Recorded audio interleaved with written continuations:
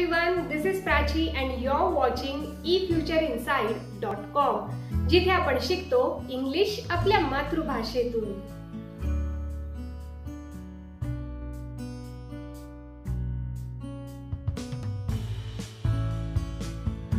पाहणार आहोत simple future tense. So let's get started. साधा भविष्यकाळ. After this video, you can express yourself in past, present and future tense. So keep watching. We use simple future tense for upcoming future events and predictions.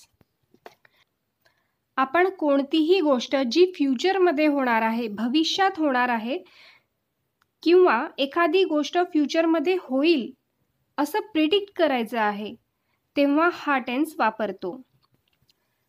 For example, I will watch TV. मी TV बघेन.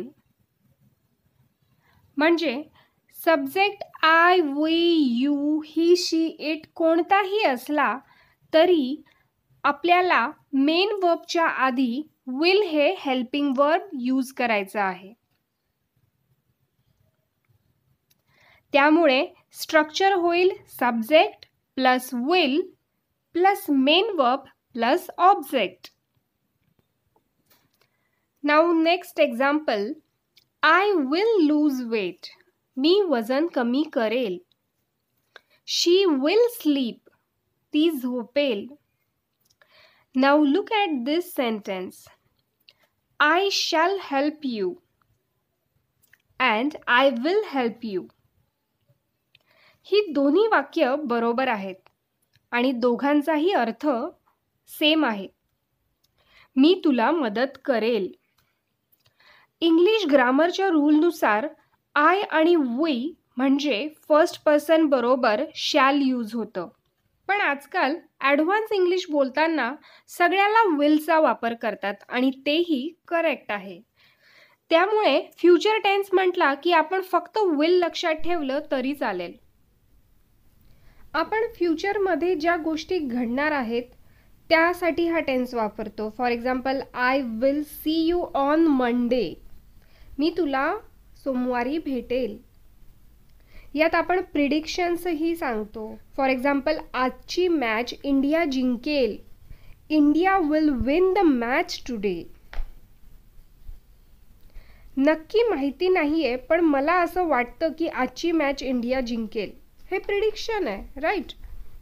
Now let's see the negative form.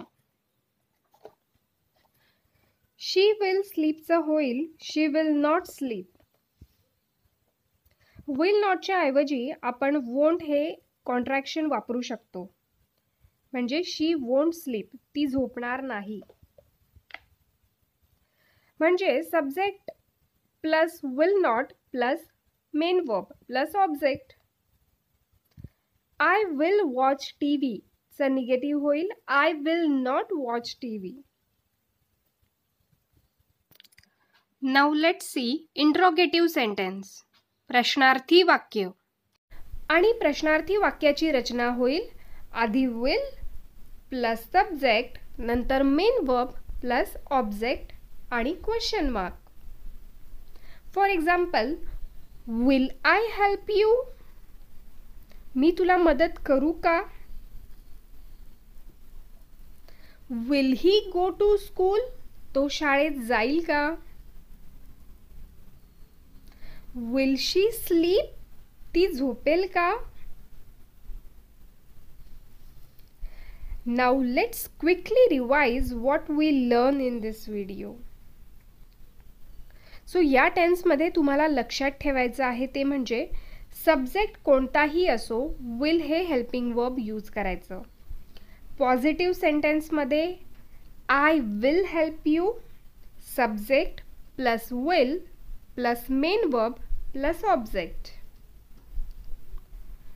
याचंच negative करताना यात फक्त not add करायचं. I will not help you subject plus will plus not plus main verb plus object. आणि याचंच interrogative करताना हा विल येईल सगळ्यात पुढे, म्हणजे will I help you. Will plus subject plus main verb plus object. आता हा टेन्स तुम्हाला किती समजलाय हे जाणून घेण्यासाठी आपण एक प्रॅक्टिस ऍक्टिव्हिटी करणार आहोत. तुमच्या समोर काही सेंटेन्स येतील आणि त्यात काही मिस्टेक्स आहेत, त्या तुम्हाला 5 सेकंदात ओळखायच्या आहेत. Okay, so let's do some practice activity. First, we will went to market.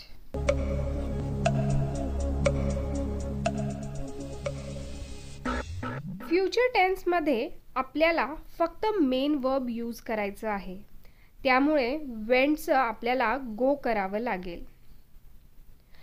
म्हणून सेंटेन्स होईल we will go to market. आपण मार्केटला जाऊ. Second, he will be pass next year.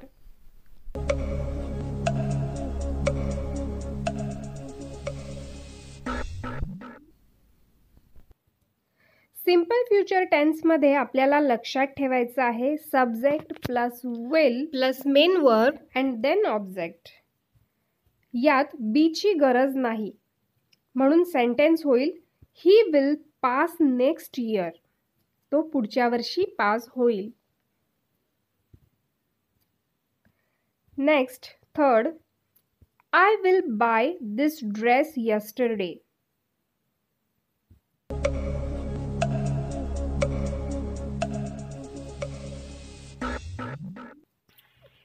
आपण जेव्हा विल वापरतो तेव्हा ती गोष्ट फ्युचरमध्ये घडणारी असते, त्यामुळे इथे यस्टरडे येणार नाही. त्याऐवजी tomorrow, next week, next month जे फ्युचरमध्ये येणार आहे असे शब्द येतील. For example, I will buy this dress next week. Great job. I hope सगळ्यांचं बरोबर आलं असेल. काही अडचण वाटली तर व्हिडिओ रिवाइंड करा आणि पुन्हा बघा. आणि अशा सोप्या पद्धतीने English grammar, communication skill, career guidance आणि असे बरेच व्हिडिओ बघण्यासाठी चॅनल लाईक, शेअर आणि सबस्क्राईब करा आणि बेल आयकॉन दाबा, म्हणजे पुढचे सगळे व्हिडिओ तुम्हाला स्टेप बाय स्टेप मिळतील. ग्रामर शिकणं नेहमीच सगळ्यांना खूप किचकट वाटतं, पण मी खूप सोप्या पद्धतीने तुम्हाला समजावून सांगण्याचा प्रयत्न करणार आहे. तो व्हिडिओ पूर्ण पहा. Now you can see the slides here. आता आपण पाहणार आहोत फ्युचर कंटिन्युअस टेन्स, चालू भविष्यकाळ. फ्युचर म्हणजे भविष्य आणि कंटिन्युअस म्हणजे चालू असणे. आपण भविष्यात एखादी क्रिया करत असू हे सांगण्यासाठी हा टेन्स वापरतात. We use this tense to express what we are doing in the future. For example, आपण उद्या गावाला जात असू, ती घरी येत असेल, मी गाणं म्हणत असेल. Now look at this sentence. I shall be watching movies. I will be watching movies. या दोन्ही वाक्यांचा अर्थ होतो मी पिक्चर बघत असेन. जसं आपण सिंपल फ्युचर टेन्समध्ये बघितलं की ग्रामर रूलनुसार आय आणि वी बरोबर शॅल यूज होतं आणि ही, शी, इट बरोबर विल यूज होतं. पण आजकाल आय आणि वी बरोबर सुद्धा आपण विलचाच वापर करतो. फ्युचर टेन्समध्ये विल आणि फ्युचर कंटिन्युअसमध्ये विल बी आपण यूज करतो. म्हणून आपण इथे फक्त विल बी लक्षात ठेवलं तरी चालेल. तेव्हा आपलं सेंटेन्स स्ट्रक्चर होईल subject plus will be plus verb plus आयएनजी plus object. Subject कोणताही असला तरी आपल्याला इथे विल बीचा वापर करायचा आहे. Now let's see affirmative form. She will be going home. ती घरी जात असेल. Rita will be losing weight. Rita वजन कमी करत असेल. Mom will be cooking food. आई स्वयंपाक करत असेल. या टेन्सचा उपयोग आपण एखादी कृती जी फ्युचरमध्ये लवकरच सुरू करणार आहोत हे सांगण्यासाठी सुद्धा वापरतो. For example, in the afternoon I will B baking a cake. दुपारी मी केक करेन. इथे पहिल्या पार्टमध्ये आपल्याला कळतंय ॲक्शन कधी होणार आहे. When the action will be happening in the afternoon, दुपारी. म्हणजे आपल्याला साधारण वेळ कळते आहे. Next example, in an hour I will be going home. 1 तासाने मी घरी जात असेल. Now here when the action will be happening in an hour, 1 तासाने, right. Now let's see negative form. आता इथे अफर्मेटिव्ह सेंटेन्समध्ये आपलं स्ट्रक्चर होतं subject plus will be plus verb plus ING plus object. Future टेन्समध्ये will आणि future continuous टेन्समध्ये will be आपण use करतो. आता इथे विल आणि बी हे 2 हेल्पिंग वर्ब आहेत. आता 2 हेल्पिंग वर्ब जेव्हा आपण वापरतो तेव्हा एक नियम लक्षात ठेवायचा आहे की जेव्हा 2 हेल्पिंग वर्ब यूज करतो तेव्हा त्याचं निगेटिव्ह करताना आपल्याला पहिल्या हेल्पिंग वर्ब नंतर नॉट वापरायचं असतं.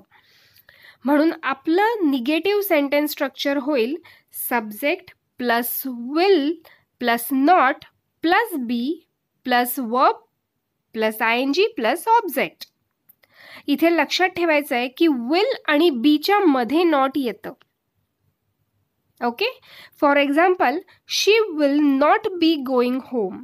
ती घरी जात नसेल. ही will not be singing tomorrow. तो उद्या गाणं म्हणत नसेल. इथे आपण विल नॉटच्या ऐवजी वोंट हे कॉन्ट्रॅक्शन वापरू शकतो. She won't be going home. He won't be singing tomorrow. Now let's see interrogative sentence, प्रश्नार्थक वाक्य. अशा सेंटेन्समध्ये जर WH फॅमिली वर्ड्स असतील तर ते आपण आधी वापरायचे. आता WH फॅमिली वर्ड्स म्हणजे हू, व्हॉट, वेन, वेअर, जे आपण प्रश्न विचारण्यासाठी वापरतो. आणि जर ते नसेल तर विलने वाक्याची सुरुवात करायची. म्हणजे आपलं सेंटेन्स स्ट्रक्चर होईल WH plus will plus subject plus not. जर सेंटेन्समध्ये निगेटिव्ह असेल तर नॉट, नाही तर नाही वापरायचं, प्लस बी प्लस ऑब्जेक्ट आणि question mark. Now look at this sentence. Will Reena be playing. Reena खेळत असेल का? इथे WHचा आपण वापर केलेला नाहीये म्हणून विलने सेंटेन्सची सुरुवात केली आहे. Now next question, what will Reena be playing. Reena काय खेळत असेल? या दोन्ही प्रश्नात खूप फरक आहे. जेव्हा आपण प्रश्न विचारतो विल रीना बी प्लेइंग, त्याचं उत्तर हो किंवा नाही एवढंच असतं. पण जेव्हा आपण म्हणतो what will Reena be playing, Reena काय खेळत असेल, तेव्हा इथे ती काय खेळते हे आपल्याला सांगायचं आहे.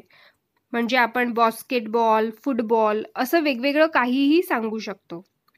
त्यामुळे आपल्याला इथे लक्षात ठेवायचं आहे ते म्हणजे उत्तर जर हो किंवा नाही एवढंच अपेक्षित असेल तेव्हा WH फॅमिलीचा वापर करायचा नाही. पण जेव्हा आपल्याला सविस्तर उत्तर अपेक्षित असतं तेव्हा आपल्याला WH फॅमिलीचा म्हणजे हू, व्हॉट, वेन, वेअर असे वर्ड्स यूज करावे लागतात. आता हा टेन्स तुम्हाला किती समजलाय हे जाणून घेण्यासाठी आपण एक प्रॅक्टिस ॲक्टिव्हिटी करणार आहोत. तुमच्या समोर काही सेंटेन्स येतील आणि त्यात काही मिस्टेक्स आहेत, त्या तुम्हाला 5 सेकंदात ओळखायच्या आहेत. Okay, so let's do some practice activity. First, she will sleeping early at night.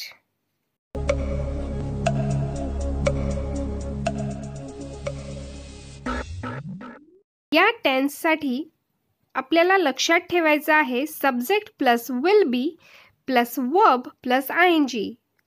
So correct sentence is she will be sleeping early at night. ती रात्री लवकर झोपत असेल. Next example, they will sing a song.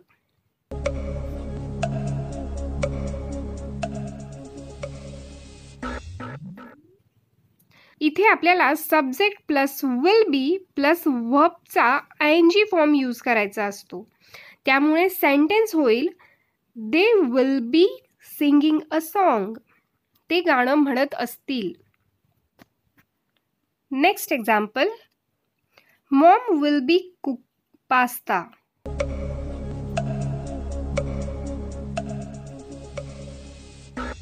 इथे subject नंतर will be correct आहे, पण आपल्याला वर्ब बरोबर ING पण लावायचं आहे. म्हणून करेक्ट सेंटेन्स होईल Maugham will be cooking pasta. I pasta बनवत असेल. Great job.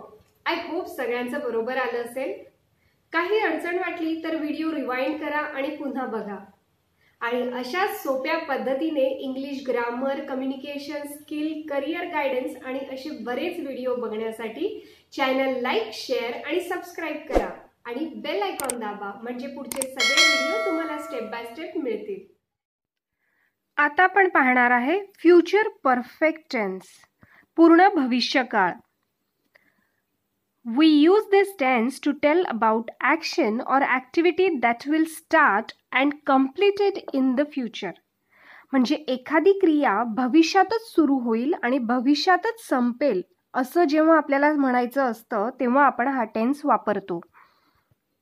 फॉर एक्झाम्पल, ही एक व्यक्ती आहे जी प्रेझेंटमध्ये म्हणजे आत्ता विचार करते की फ्युचरमध्ये पुढच्या वर्षी माझ्याकडे एक कार असेल, किंवा माझी मुलगी डॉक्टर झालेली असेल. म्हणजे येणाऱ्या भविष्य काळात आपल्याकडे काय असेल किंवा काय घडलेलं असेल असं जेव्हा आपल्याला सांगायचं असतं तेव्हा आपण विल हॅव म्हणजेच फ्युचर परफेक्ट टेन्सचा वापर करतो. यात कोणतीही ॲक्शन डायरेक्ट झालेली नसते, पण फ्युचरमध्ये होईल असं आपल्याला सांगायचं असतं. Now let's see affirmative form. यासाठी आपलं सेंटेन्स स्ट्रक्चर होईल subject plus will have plus वर्बचं थर्ड फॉर्म प्लस ऑब्जेक्ट. इथे सब्जेक्ट कोणताही असला तरी आपल्याला विल हॅवचाच वापर करायचा आहे. For example, he will have come back by tomorrow. तो उद्यापर्यंत घरी परत येईल. He subject plus will have plus कमचं थर्ड फॉर्म कमच होतं प्लस ऑब्जेक्ट. राईट. फ्युचरमध्ये उद्यापर्यंत ही क्रिया पूर्ण झालेली असेल आणि जेव्हा आपल्याला म्हणायचं असतं पर्यंत, उद्यापर्यंत, पुढच्या महिन्यापर्यंत, तेव्हा आपल्याला बाय वापरायचं आहे. By tomorrow, by next month. Okay. Now next example, I will have purchased this dress before Sunday. मी रविवारच्या आधी हा ड्रेस विकत घेतलेला असेल. I will have purchased this dress before Sunday. Right? Subject I आहे प्लस will have प्लस purchaseचं third form purchased plus object. आता इथे आपण I shall have पण म्हणू शकतो, कारण ग्रामरच्या रूलनुसार आय आणि वी बरोबर शॅलचा वापर होतो. पण नॉर्मल बोलताना आजकाल विलचा वापर आपण करतो, पण बऱ्याचदा लिहिताना शॅलचा वापरही केला जातो. त्यामुळे I shall have, I will have दोन्हीही सेंटेन्स बरोबर आहेत. Now let's see negative form. यात आपल्याला विल आणि हॅवच्या मध्ये नॉट यूज करायचं आहे. म्हणजे आपलं सेंटेन्स स्ट्रक्चर होईल subject plus will plus not plus have plus वर्बचा third form plus object. For example, he will not have come back by tomorrow. तो उद्यापर्यंत घरी परत आलेला नसेल. इथे विल नॉटच्या ऐवजी आपण वोंट हे कॉन्ट्रॅक्शन वापरू शकतो. I will not have purchased this dress before Sunday. मी रविवारच्या आधी हा ड्रेस विकत घेतलेला नसेल. आता नॉर्मली निगेटिव्ह बोलताना आपण एवढं फिरून बोलत नाही, राईट? पण ह्या टेन्स पुरता हे सेंटेन्स स्ट्रक्चर आपल्याला लक्षात ठेवायचं आहे. आता बघूया इंट्रोगेटिव्ह सेंटेन्स. ह्याचं सेंटेन्स स्ट्रक्चर होईल will plus subject plus have plus वर्बचं थर्ड फॉर्म प्लस ऑब्जेक्ट. तो उद्यापर्यंत घरी परत येईल का च होईल will he have come back home by tomorrow. आणि WH वर्ड्स वापरून जेव्हा आपल्याला प्रश्न विचारायचा असतो तेव्हा आपल्याला आधी WH वर्ड्स ॲड करायचा आहे. For example, Wien will he have come back home, तो घरी केव्हा परत येईल. ओके. आता हा टेन्स तुम्हाला किती समजलाय हे जाणून घेण्यासाठी आपण एक प्रॅक्टिस ॲक्टिव्हिटी करणार आहोत. तुमच्या समोर काही सेंटेन्स येतील आणि त्यात काही मिस्टेक्स आहेत, त्या तुम्हाला 5 सेकंदात ओळखायच्या आहेत. Okay, so let's do some practice activity. First example, I will has left before he comes home.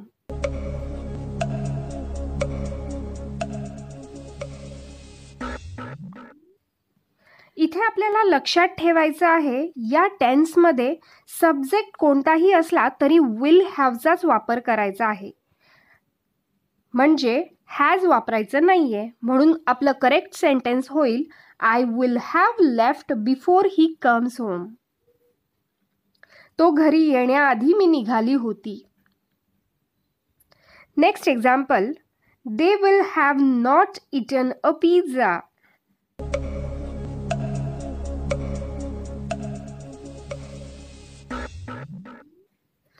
इथे आपल्याला विल आणि हॅवच्या मध्ये नॉट वापरायचं आहे. सो करेक्ट सेंटेन्स होईल they will not have eaten a pizza. त्यांनी पिझ्झा खाल्लेला नसेल. Next example, he will have go from here by next month.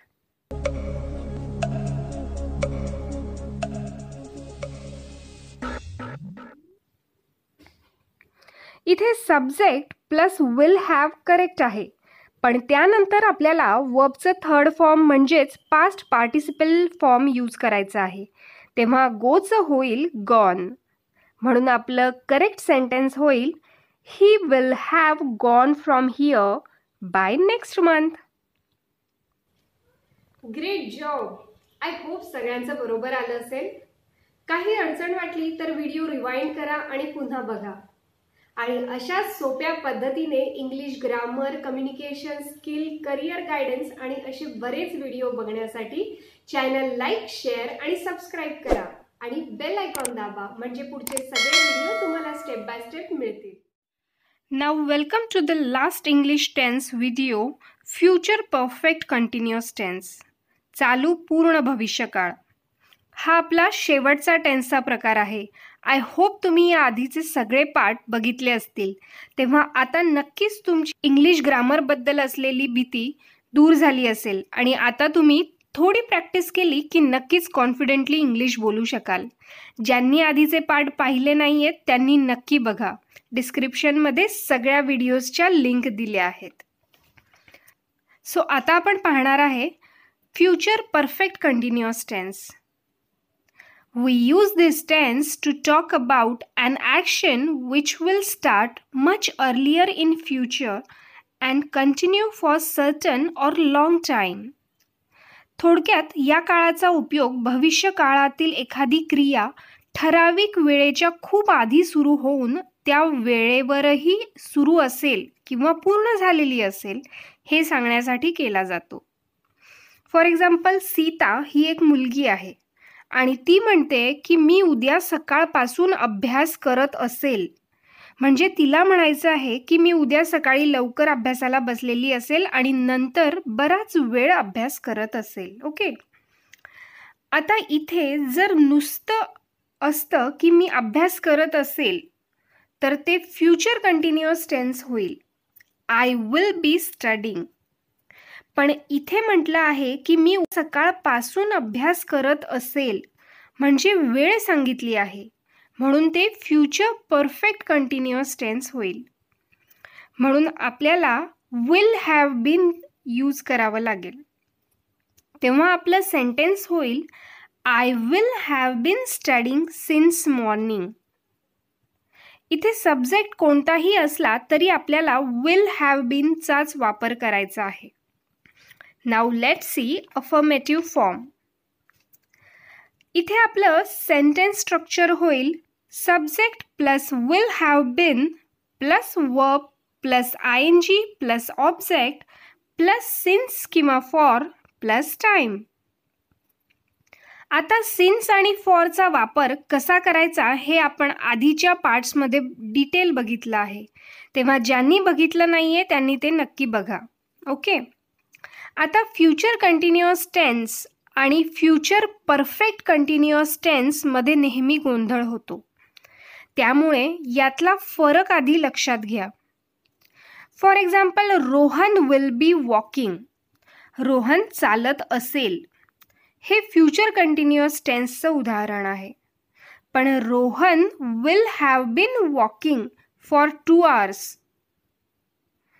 आता इथे आपण अंदाजे सांगतोय की नुसतं चालत नाहीये तर तो 2 तासापासून चालत असेल. म्हणून हा फ्युचर परफेक्ट कंटिन्युअस टेन्स आहे.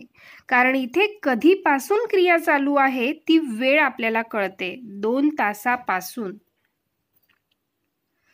शी विल बी वेटिंग.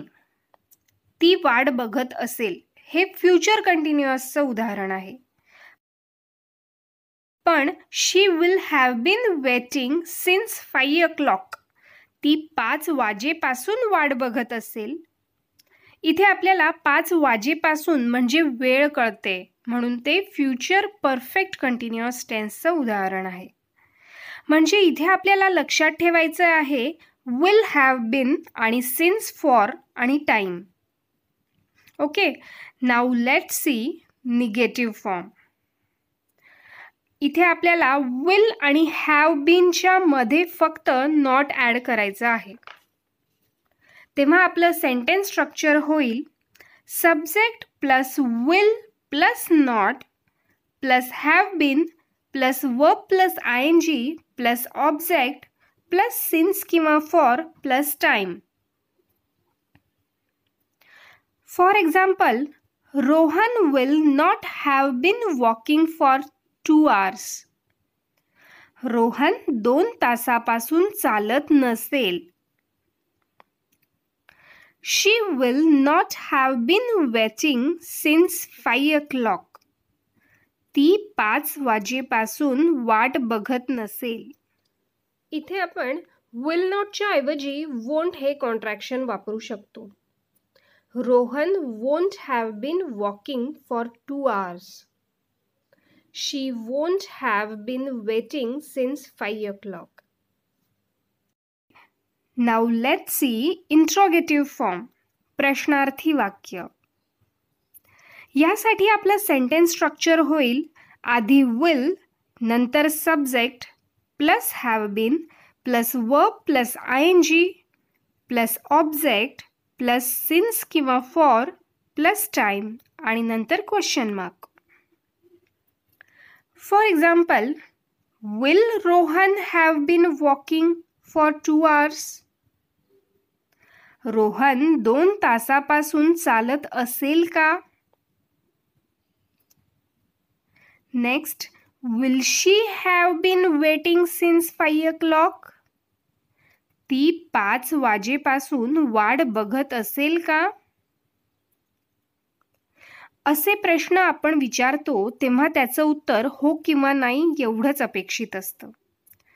पण जेव्हा आपल्याला सविस्तर उत्तर हवं असतं तेव्हा WH फॅमिलीचा उपयोग करावा लागतो.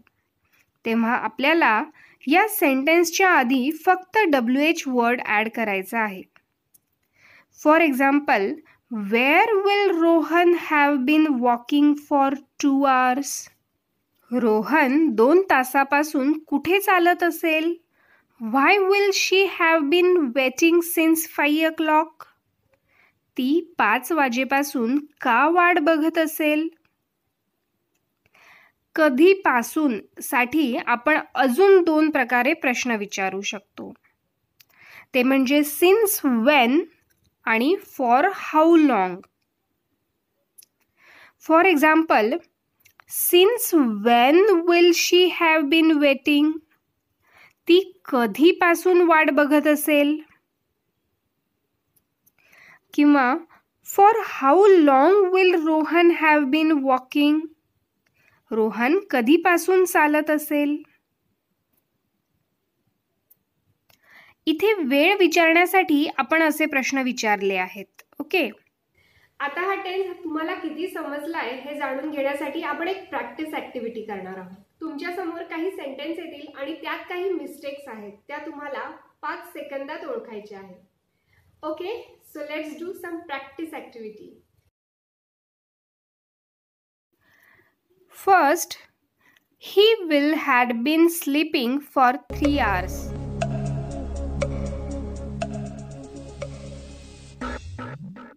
इथे सब्जेक्ट कोणताही असला तरी आपल्याला will have been चाच वापर करायचा आहे. म्हणून आपलं करेक्ट सेंटेन्स होईल he will have been sleeping for 3 hours. तो 3 तासापासून झोपला असेल. Next, she will have been cooked since 7 o'clock.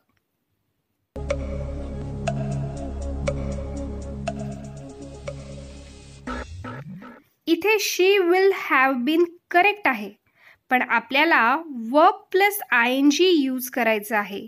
तेव्हा आपलं करेक्ट सेंटेन्स होईल she will have been cooking since 7 o'clock. Next, they will have been not working since March.